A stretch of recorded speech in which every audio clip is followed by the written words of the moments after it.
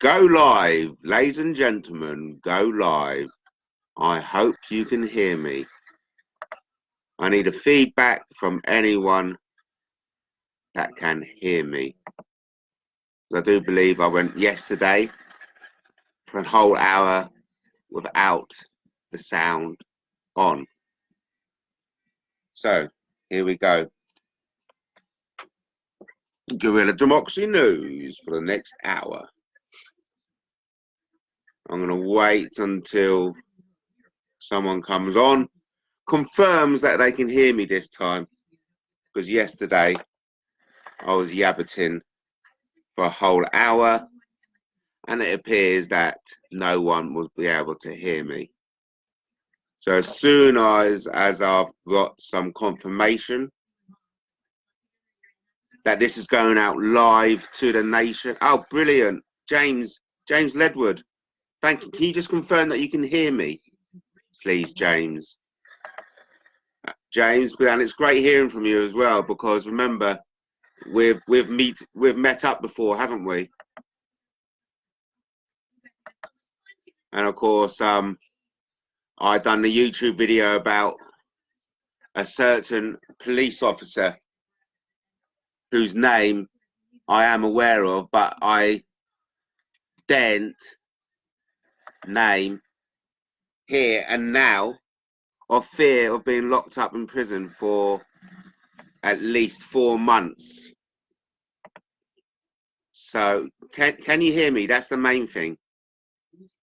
I just want anyone to confirm that they can hear me. Can you hear me? Over and out. James, can you confirm that you can hear me with a thumbs up? Okay, until that case then, I'm just going to get on with my work then. But like I said, I'm here for an hour and I'm open to questions, because this show, Guerrilla Democracy News Today, is all about the King Arthur II Awareness Month. Wait, look, can you hear me, James?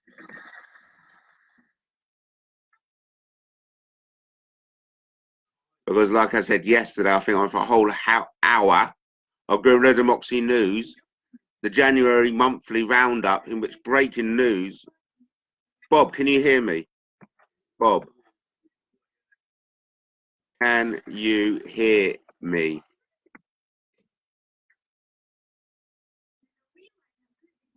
Dum bum bum. Over and out. Like I said, King Arthur. I'm going to be working on rebranding all my King Arthur II videos, which I've got. I'm going to pull up one now, just for an example. And I forgive at the start, King Arthur podcast by Matt Taylor. Put that into YouTube. And nothing the one doesn't come up. Oh. Can anyone hear me? I really hope people can hear me. But I need one of you, please, if you don't mind, just to give me an indication that you can hear me. Because like I said yesterday, I done a whole hour of Guerrilla Democracy News, and which at the end of the hour, I realised that no one was be able to hear me. So it would be great if someone can confirm that they can hear me on this occasion. But until someone, Alex, can you hear me? Alex, can you hear me? No one is answering me. Over and out. Perhaps Alex will be kind enough to confirm whether they can hear me or not. No. Okay, oh, well, until then, I'm just going to spend this hour of Guerrilla Democracy News telling you all about King Arthwin, who's the son of Murig. Murig was the son of Chudrig or Theodore, however way you want to pronounce it. There's all Welsh, South Welsh names. So it's King Arthur II Awareness Month. This is Guerrilla Democracy News production brought to you by Mr. X. I'm too dangerous to be named in public. This is a Guerrilla Democracy News production. With King Arthur's legend stronger now than it's ever been in British history. Oh, Lizzie. Hi, Liz. Can you hear me? Yeah, I don't know where. Hiya, how you doing? Hi. Can you? I'm fine, and yourself? Yeah, we're good. We can't see you. Yeah, no, nor can I. I can't really see you as well. Oh, here we are. Hey. Oh, great to see you, wonderful kids. How are you? Yeah, I'm fine, thank you. And I'm just in the middle of doing a Guerrilla Democracy News broadcast. So it's really fun. Oh, wonderful, Liz. Oh, what, has that got lights in it as well? Yeah. Oh, how clever. You done all the electrics, did you? Yeah, we're making a torch. Oh, well done, son. Brilliant. Because I want to get into that kind of making that kind of electronic tech. So, well done, son. So, listen, Liz, are you gonna? Yeah, are you gonna be coming down the park tomorrow with us? Yeah, I'm gonna try and wake up then. Well, I reckon we should walk along the seafront way into Piddinghoe, and then come back that way. It's gonna be awesome. Yeah, it's gonna be nice. Well, it may even still be covered in snow. Hey, Lewis, I love the picture that your mum sent today of you out in the back garden. It was brilliant. It was very nice. Did you have to go to school today? Oh, brilliant news. Oh, I know. It's not fair, is it, Liz? I was so angry, so angry. Oh, mate. Well, you hit it well in the conversation. Yeah. Oh. Well, how was school today for you? Anyway.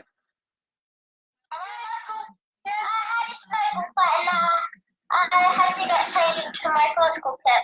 There was so much snow on me. Oh my gosh, really? I had my maths exam today, which wasn't very fun, but you know. Oh well, crikey. Well, and so you feel confident, and you look smart, you're looking confident. You're oh, brilliant. Okay, well done. Okay, well done. So, because at the end of the exam, it said it would finish at 2:52, but we finished at 2:50. And I was really annoyed. I was like, no, I'm not going to finish now because I'm going to finish at 2:52, and I reached 2:52.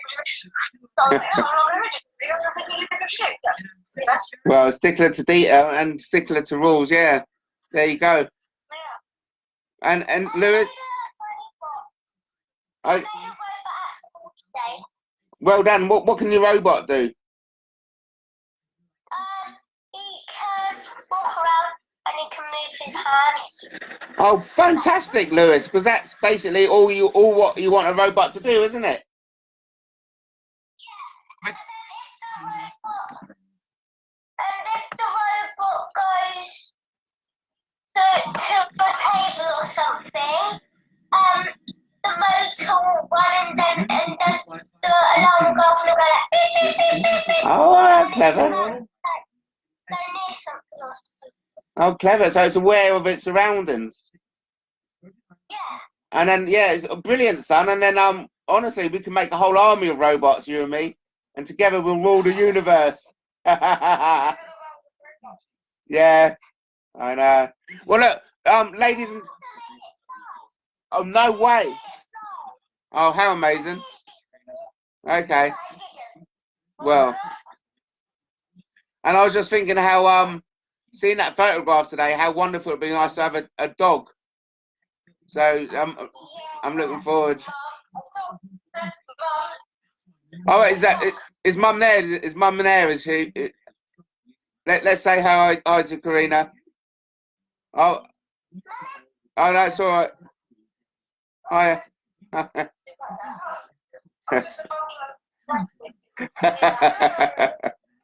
Brilliant. Well, okay, look, kids, I'm in the middle of doing a broadcast, so I'll say goodbye and I'll see you tomorrow, okay?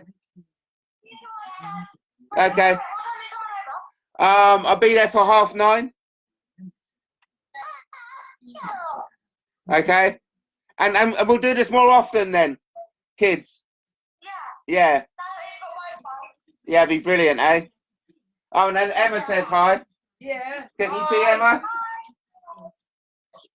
Hi. We've got broadband now. Yeah, we've got broadband now. And Emma made a lovely chicken vegeta today. So, so yeah, we really are stuff. It's been lovely. Well, look, I can't wait to see you tomorrow. See you later. Yeah. Bye, son. Look after yourself. Bye. Right. Sorry about that. Yeah, Frank. Hi, Frank. Can you hear me, Frank? Frank. Can you hear me? I need some. Yeah. Oh, yeah. I can be heard. Thank you, Meredith. Right. Brilliant. Yeah. So yesterday, the breaking news and Guerrilla Democracy News, even though February, of course, is the King Arthur II Awareness Month. And of course, I've got loads of stuff to tell you about King Arthur. I'll just carry on with it now. King Arthur's legend is stronger now than it's ever been in British history. And Hollywood are desperate to score a hat trick. They're desperate to kickstart a run of 6 movies of King Arthur themed movies, which King Arthur II fulfills. Because King Arthur II is rebooting the legendary story of Britain's greatest king. And of course, the 6 movie run of King Arthur II movies will rival and even surpass. That's the magical thing about King Arthur. He will surpass the success of the billion-dollar Star Wars brand created by George Lucas. And so, ladies and gentlemen, this is the Guerrilla Democracy News breaking for February. It's the King Arthur II Awareness Month. King Arthur II movie coming to your cinema screens soon. It's the legend that never goes away. And of course, it was only yesterday that we had the fake news of we found Merlin. Merlin, in the sense that the story of the legendary Arthurian wizard is unearthed in archives. Now, I don't know if I can. There you see, we found Merlin. The title isn't fake, but the fact that Merlin is described as a wizard is the fake. That's the Oh, hi, yeah, yes, Mustafa. I mean, if you can hear me, why do I have to type it anymore? Yes, Mustafa. What is it? Tell me what it is. Yeah. And so where was I with the King Arthur? Because it's fascinating stuff. The true story of Merlin, according to the historical records of the ancient Welsh chronicles, is that Merlin was King Arthur II's teacher. And Merlin's full name was Merlin Emrys, which is spelled Emrys. It's a shame with this YouTube. No, yeah, hi. With this interactive live, can other people talk in so I can hear them as well or not? Do you know anyone know? No, don't know. So anyway, essentially, according to the ancient Welsh chronicles, we've got King Arthur's school report. Yes. And I'll show you this. This is the school report, and this is where I'm getting it from. I'm getting it from King Arthur's life story, written by Annan Wilson and Baron Blackett, of King Arthur, the War King. And it says there, the founder of Britain. And this is the Bible. for every King Arthur believer, such as myself. And of course, we've got this news at the end of January telling us we found Merlin, and of course it is. The ancient Welsh chronicles are littered with stories about King Arthur and Merlin. So of course we've got King Arthur II school report has been preserved in the ancient Welsh chronicles as Arthur's teachers Merlin and Leon, spelled Laen, it's Welsh, Laen. Again, I wish I had someone pronouncing these like Welsh words for me, but as far as I'm concerned, I'm seeing it as Leon, Merlin, sorry, Lewin. Merlin and Lewin tell Maurice, King Arthur II's dad, and this is the actual quote from it, that Arthur was the most determined boy they had ever seen, and that in their opinion, he was fearless without being rash or hot-headed in any way. Above all his other virtues, better change that spelling mistake there. Above all his other virtues, he had a brilliant mind. Merlin had sent messages to Maurice with the good news. Murig, I prefer to I'm going to change that. Because as in always, there's always different ways to pronounce these Welsh names. But I'm going to keep with Murig, King Arthur's dad, Murig. So Merlin has sent messengers to Murig with good reports concerning Arthur's conduct. All his teachers had great esteem for Arthur, and it was well known that these teachers, stroke living legends, would never give a word of credit or praise loosely. So, like I said, we've got King Arthur's school report preserved in the ancient Welsh chronicles, and the King Arthur's teacher is Merlin. He is the most determined boy I had ever seen, and Arthur, in my opinion, is fearless without being rash or hot-headed in any way. Above all his other virtues, he has a brilliant mind. Okay, I'm going to say that again in the style of our English greatest actor, Michael Caine. King Arthur's school report, his teacher being Merlin. He is the most determined boy I've ever seen. And Arthur, in my opinion, is fearless without being rash or hot-headed in any way. Above all his other virtues, he has a brilliant mind. Okay, so King Arthur Awareness Month, brought to you by Guerrilla Democracy News. Let's just have Wes Newell. Wes, you are my mate from the RMP, aren't you, mate? Wes, forgive me for getting names wrong, but you are the Wes I know from the Royal Military Police, aren't you, Wes? Wes, say yes, please. Which the good thing is I know people can hear me, which is wonderful. Otherwise, I was going to get on with the King Arthur Awareness Month, Guerrilla Democracy News, and hopefully I'll be here until 6, and I'll give you a recap on what I was going on about for an hour yesterday, by which nobody heard. This is the breaking news that Meghan Markle is not pregnant. Yeah, that it's been all faked, and that it's a false bump, and that they're using a surrogate mother. So, yeah, I mean, that's the breaking news from yesterday. And of course, there's also talk of Hollywood coming to Brighton.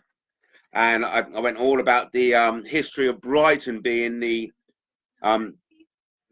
movie making capital of the world from 1895 to 1900, whereupon within those 5 years, they made 184 films.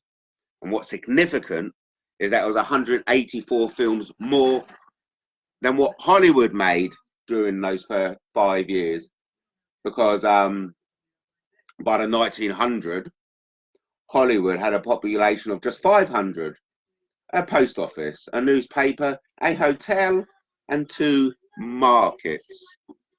Oh, look here. Oh, Jamie. Hi, Matt. Cool. I go get me coffee. Oh, thank you, Jamie. And isn't that great to hear from Jamie Anna Marie Patrick? Because she, well, you know, Princess Jamie, made me asking, is a true wonder of the 21st century.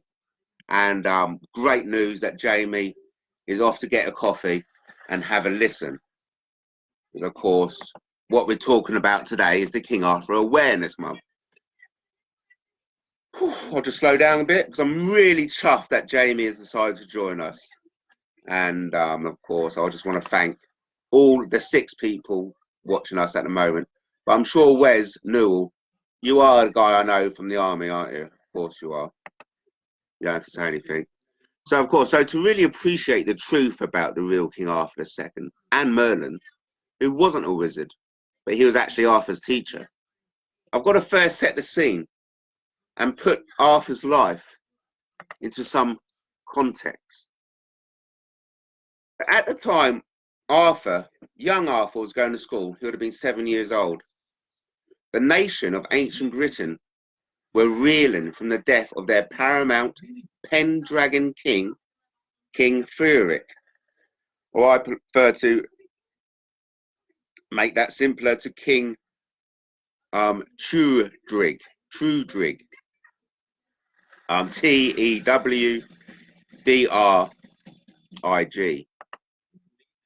going to write that down now. So, AKA King Trudrig. Of course, got that wrong. Tewdrig. Arthur's father was Murig, and Murig's father was Trudrig. To put it that at its simplest forms. So, King Trudrig was slain. I've written to death, but of course you wouldn't be slain otherwise. Was slain by a Saxon chief called Hortwulf, who himself was killed by King Frederick. So it was at the same moment in the battle. It was at the ford. There was a natural ford in the River Wye, where many men had seen both Hortwulf and King Trudrig fall together. So that's where the king of Pendragon King. Let me carry on with what I've written, and you'll get the big picture. And this is all according to the ancient Welsh chronicles now. So Hortwulf was regarded as a great hero by the Saxons, because no other Saxon had ever killed a British king before. With Murig leading at the head of the combined armies of the princes of the coastal area in hot pursuit of a retreating Saxon army led by Hortwulf. So Hortwulf, with 20,000 Saxons, had invaded the homeland, the heartland of South Wales, in a raid, and it was now they were running back with their loot, and King Murig, which is King Arthur's dad, who was the king at the time, was charged and was leading by the front. So I write this. I say, picture the scene: King Murig leading at the head of the combined armies of the princes of the coastal area, with the minor kings and princes riding at his side, and behind them their standard bearers riding, carrying a cluster of clan banners. Then the small armies of the princes came in columns behind them, and then came the lesser men on their poorer horses and ponies. Hundreds of infantry and archers trotted and ran with these poorer horsemen, holding onto horses' manes and tails and riders' stirrups to be pulled along. Murig knew that his father, the old paramount King Trudrig, or King Frederick, if you prefer, was living right above the ford where the Saxons will try and cross the River Wye. He knew that his father would attempt to block the ford and hold the Saxons until he and his armies would arrive. Murig prayed that his father and whoever he had with him would not have to fight for too long. Now this is isn't that powerful? I mean, I love that. Okay.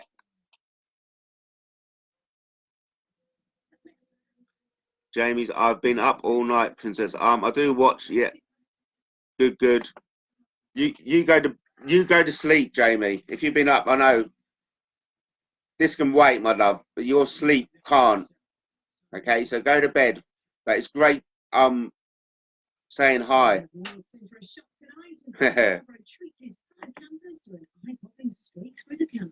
It's a shame I can't hear anybody else's voices. Wouldn't it? It'd be much better. Because that we could really have an interactive guerrilla democracy news then. You know what I mean? So anyway, but so it's a shame. Okay, but thanks anyway for, and I think everyone should write in the comments and say something. Otherwise, I was going to get back to King Arthur. Now, I want to introduce a new character called Coldred. Right, Coldred. Do you know that Saxon who went on to become Arthur? How do you pronounce that? It's Cold. It's C-O-E-L. Yeah. Red. It's like Joel Coldred. Coldred. So there's a guy called Coldred. Yeah, because you've got to imagine it with an accent. Coldred. Coldred. Yeah. He was the morning son of Hortwulf, who would later become friends with King Arthur II.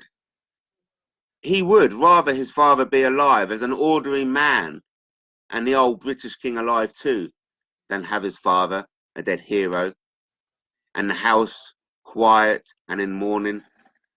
Other boys from Coleridge's village had also lost fathers and brothers and uncles when they attacked the British homeland, and there was always talk of war and revenge. So that's the setting. That's the setting done, okay? Setting done on the sun. That's where we want to take up King Arthur's life, basically. And this is where, of course, where this is the real truth about Merlin. He wasn't a wizard. He was King Arthur's teacher.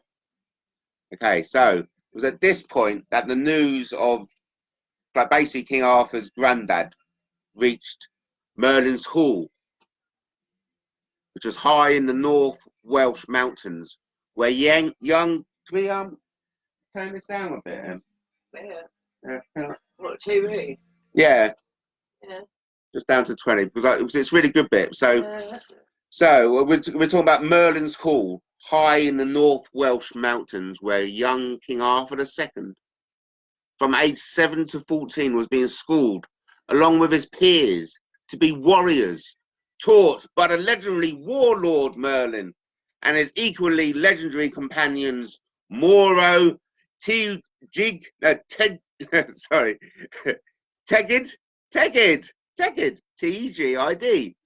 Tegid, and Lane. Well, it's spelled Laen, so let's just call Lane or Lane. Tegid, Moro, Tegid, and Lane. So, with a ratio of 4 teachers to 3 pupils, Arthur and his peers, his friends, grew up being taught by the living legends, who they themselves had been grown up hearing in awe the stories of their exploits in war. So King Arthur II and his friends who went to school with him were Maelgwyn, son of Cadwallon, Longhand of North Wales. Now, Maelgwyn was the oldest and he was the tallest amongst the 3, and he could hurl stones and javelins across enormous distances. The next friend was Caius, Caius, Caius. was Caius. That's it. So it was Melgwyn, Caius, Melgwyn, Caius. No, Caius. Let me tell you about Caius. Caius had a temper. He was arrogant and he was bold and capable of bearing a grudge. And then there was Bedwer. Now, Bedwer was son of Petronus. And Bedwer was a solid and dependable type of lad. He was even-tempered and hot-natured, and he was the closest friend of Arthur. Now, as they grew older, Merlin began to teach them the reason of warfare and strategy.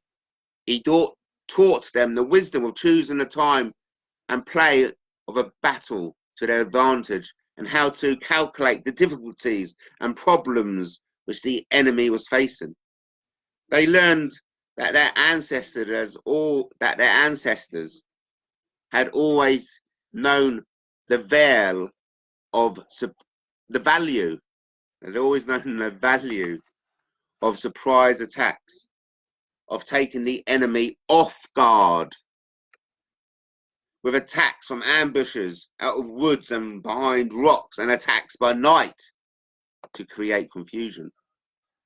Always Merlin, Leon, Morrow, and Tegid taught them to probe for the enemy's weakness.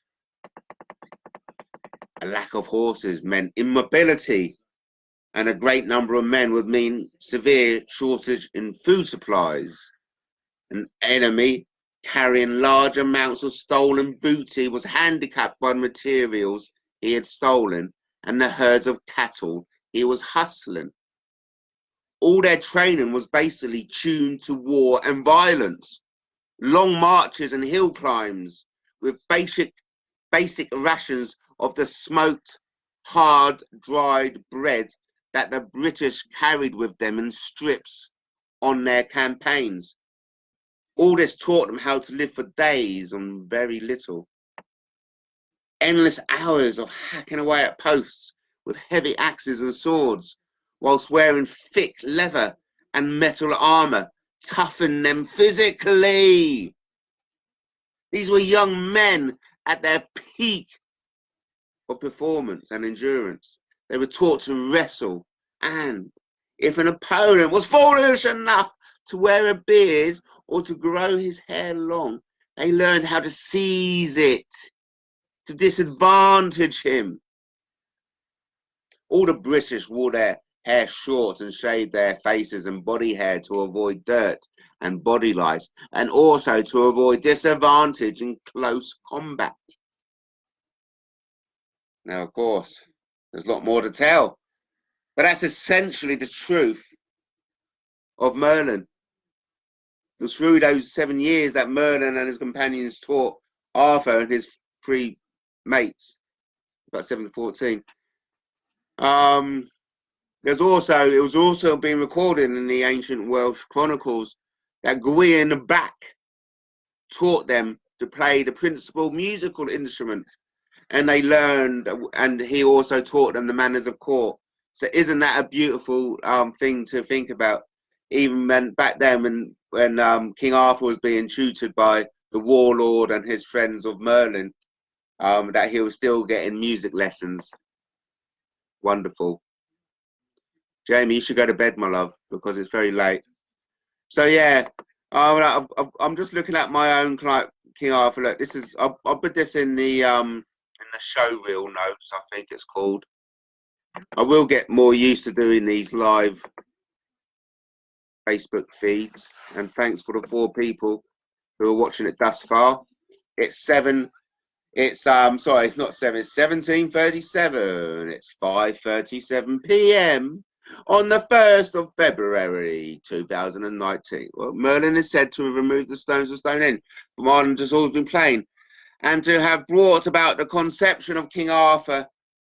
Well, yeah, a lot said is about King Arthur, about Merlin, but all I'm going by is the Bible, as far as I'm concerned. The research by Alan Wilson. Let me get my fingers out of the way.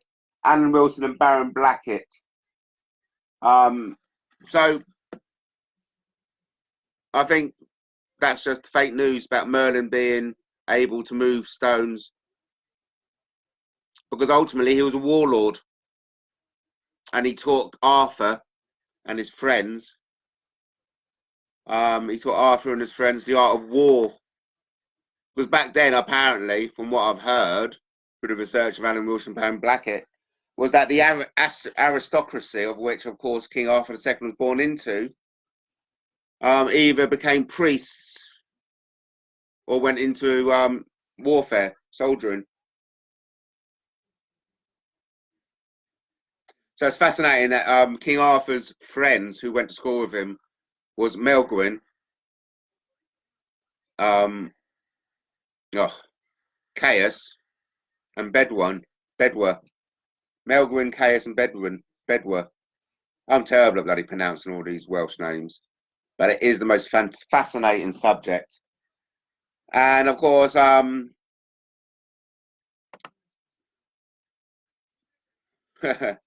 sun's up there, our world. Yeah, it'd be fascinating. I wish Jamie was able to talk on this and tell us about the sunrise in New Zealand, because I'd love to hear a description of that in real time. So it's a shame I can't get people to ring in, and because I'm sure I've watched Andy Devine videos in which in a corner if someone's actually talking to me. That would be ideal.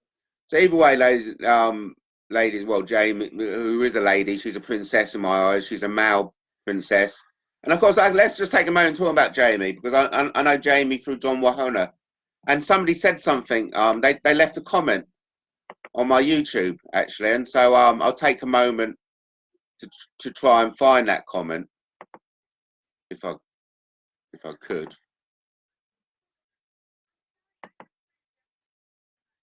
Because, you know, and he talks about John Mahona. I mean, I'm blessed to still be the leader of UK King William IV party. No, I can't seem to retrieve that comment at the moment, which is a bit of a shame.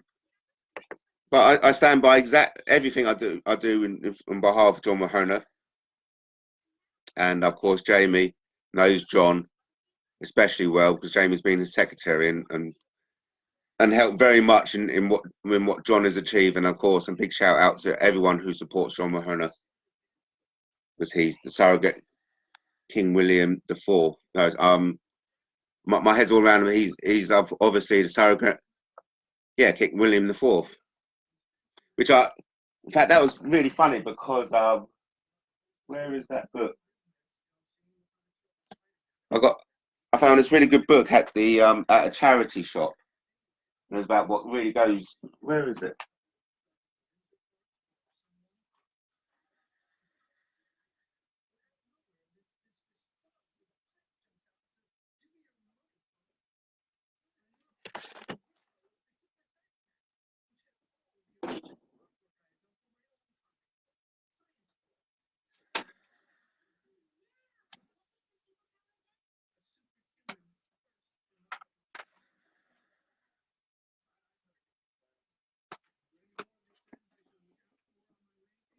Here it is.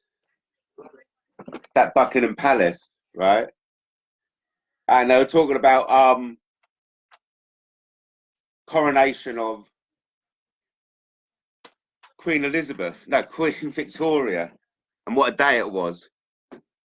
And it mentions that, of course, King William IV, who is the monarch before Queen Elizabeth, there was one occasion he was in his golden coach driving past all the peasants, and because the peasants weren't cheering for him, he gobbed at them. Yeah, I read it just by I was coming back from a lovely weekend away in Surrey, and I read that, and it was fascinating, and it's a fascinating history, Buckingham Palace. And so while I'm here, Buckingham Palace is one of the most familiar buildings in the world, but who knows the real tales hidden behind the ceremonial gates? Who was the witch that once lived in the royal courtyard? Who was the witch who once lived in the royal courtyard? How could courtesans once have plied their trade in front of the present royal windows? Oh, of course, imagine that. Back in the 19th. Oh, there's Jamie. I can hardly get any quiet time to do live streams. With my 7-year-old, I know. Isn't that amazing? And it's weekend and now waking up. Oh, God. Oh. So what are you telling me you haven't had any sleep yet? And it's weekend, and it's the weekend. They are waking up. It's Saturday. Wow. So you really are 12 hours right ahead of us. How isn't that fascinating? Why can't you talk? Why can't you just anyway? So you've been up all night and 7 children. I always love all your pictures, Jamie, all your lovely kids, and of course you're a gorgeous woman, and so is your husband, gorgeous man, and your kids are just all gorgeous as well. So yeah, 7 kids. Woo! You obviously must love kids, of course. Yes, of course. So yeah, so that's interesting, isn't it? About what I learned about King William IV, of whom I will do live. Yeah, no, honestly, Jamie, I've just started doing live videos. I mean, this is my second one. I think was the first one in which the sound finally works. But brilliant! What a great way for to get your news across. And apparently all this, it stays on Facebook, so it's easily accessible by other people after it goes out live. So hopefully, I mean, I want to start doing a Guerrilla Democracy News live at 5 every day, ideally. And why not, if it's this easy to do? And of course, I've got enough information to give out. And of course, yesterday, the breaking news that Meghan Markle is not pregnant. I mean, isn't that amazing? I'm actually blown away from that. And of course, her life's in danger now. Meghan Markle's life is in danger, and that's why I'm happy for her to come and stay in my spare bedroom. At least I'll protect her. I'm an ex-Royal policeman. I know how to kill people. Not that I ever will. Because of course, you know, blah, blah, blah, blah, blah. All right, so that's.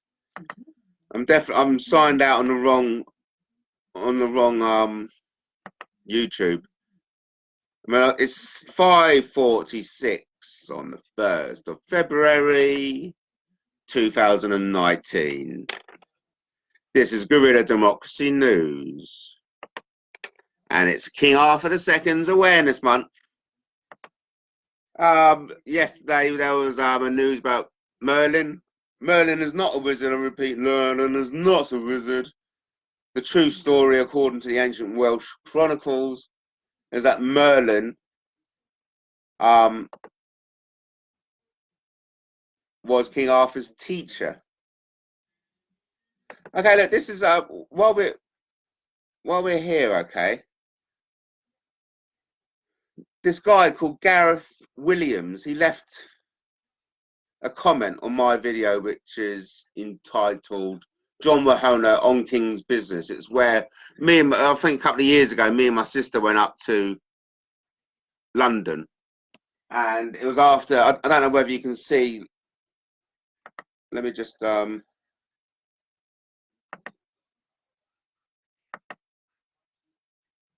we go. See in the background there's the flag. Okay, that's the King William IV trading flag.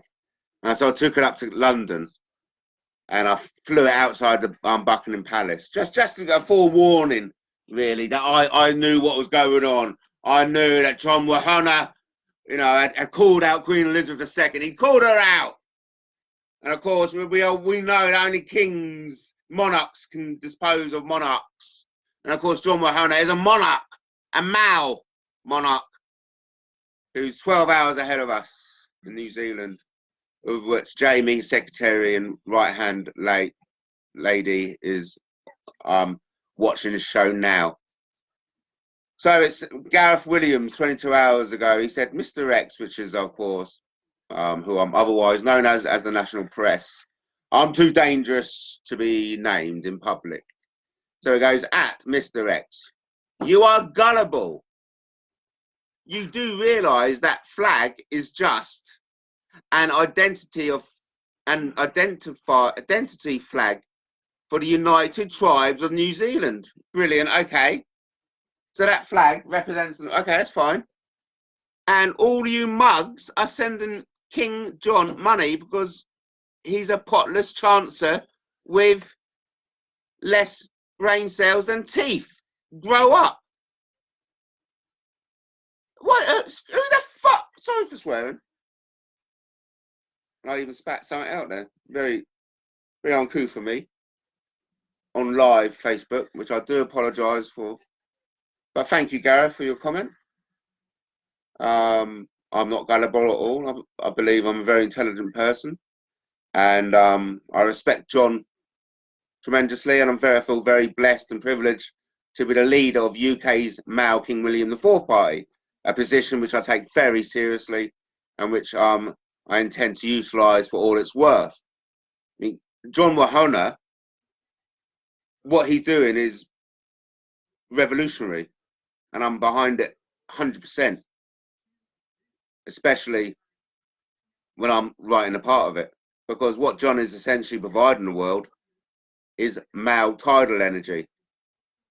This is bringing power essentially right into the hands of everyone in Britain and around the Commonwealth. And all you have to do is really just go to the malepowerhouse.com. Just search for John Wahona on Facebook and look for him on YouTube. Because like I said, we've only 10 minutes to go in this special 1st of February Guerrilla Democracy News. I just want to make clear to everyone, I'm not gullible when it comes to John Wahona. And I'll take offence that he's been called a cotless chancer with less brain cells and teeth. Please, you grow up.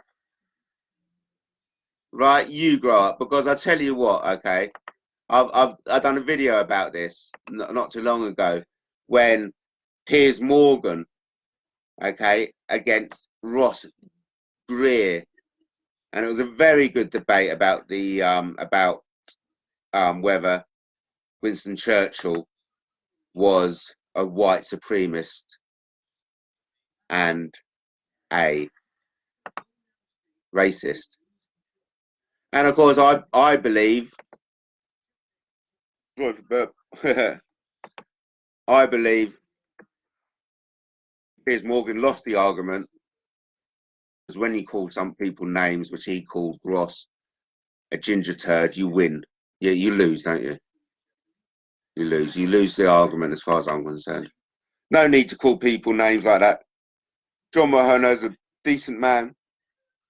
I've got utmost respect for, and I'm happy to represent his UK King William IV party, because ultimately that's the only party with the solutions facing this planet. So we've got 9 minutes to go. Thank you for the 4 people who are watching. Of course, so I hope you've learned loads of new things about King Arthur II. King Arthur II is a real historical figure. He was born in 503 AD. He was a son to Murig. Murig was a son to Trudrig. And King Arthur's lineage went all the way back via King Arthur I to Constantine II, and ultimately to Brutus. But ultimately, King Arthur lineage went back to the Holy Family, because we've got the evidence within the ancient Welsh records that says King Arthur is descended from Anne. Anne was Mary's sister, and of course we all know who Mary is, don't we, from the Holy Family? Yes, it was Jesus Christ's mother. And while we're on the subject of Jesus Christ, let me just throw in the fact that Jesus Christ survived the crucifixion and came to South Wales, where he's actually buried, in which Anna Wilson and Baron Blackett can identify the site of Jesus Christ. That's Guerrilla Democracy News. Now, that's a great example of Guerrilla Democracy News. Can you see Emma in the background? Emma may want to turn around and give you a wave, but I doubt if she will because she's camera shy. Oh, what a beautiful name. Tipu and Angela Drake has joined. Thank you, Tipu Khan and Angela Drake, for joining.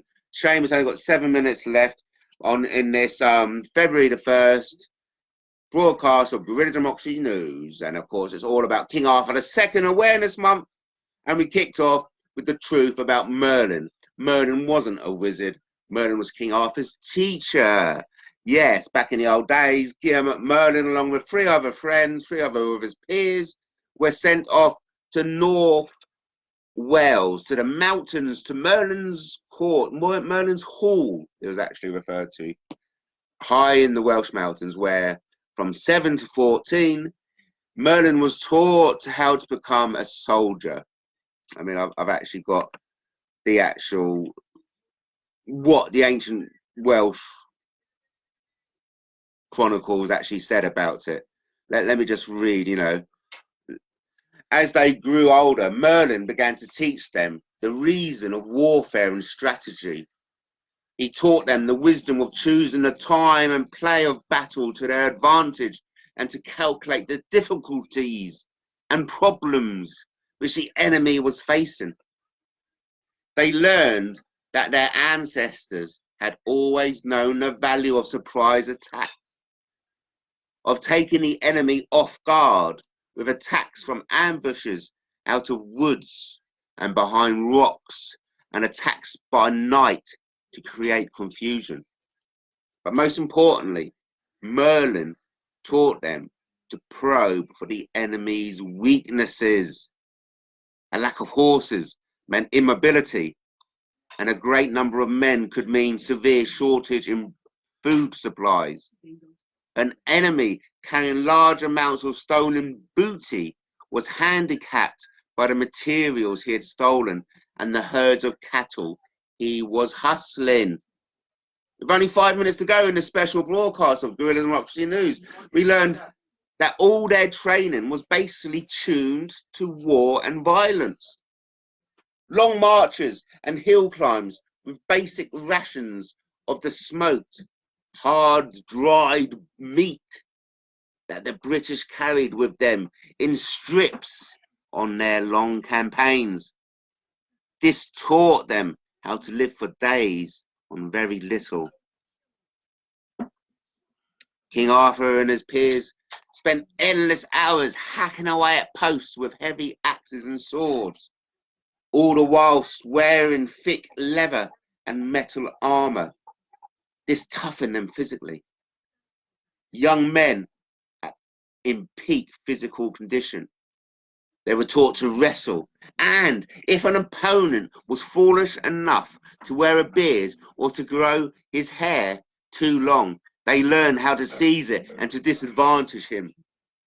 Now, only 4 minutes to go in this special King Arthur Awareness Month.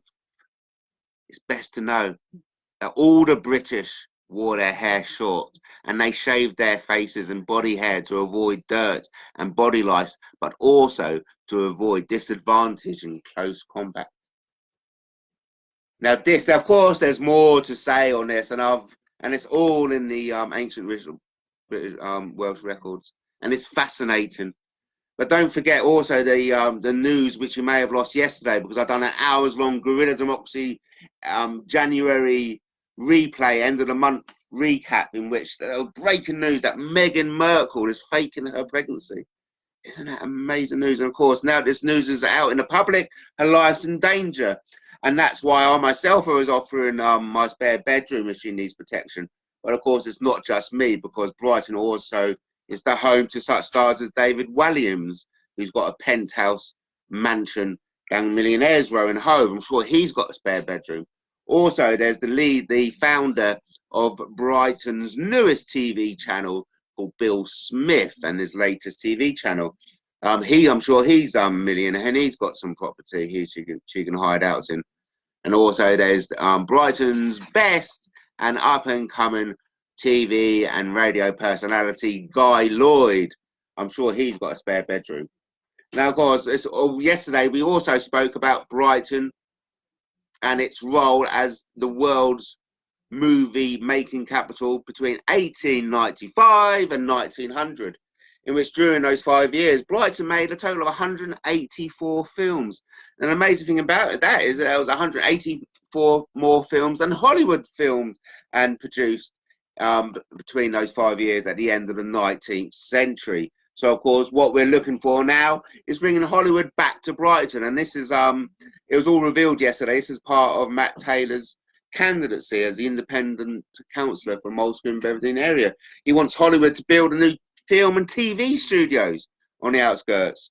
And, of course, because Moulsecoomb is on the outskirts of the city going into nature, well, I propose that the film and the TV studios is made out of earthship material, blending in the fact that recycled materials such as tyres and glasses will be used to build the film studios. But honestly, I wish I had more to say. We've only got 1 more minute.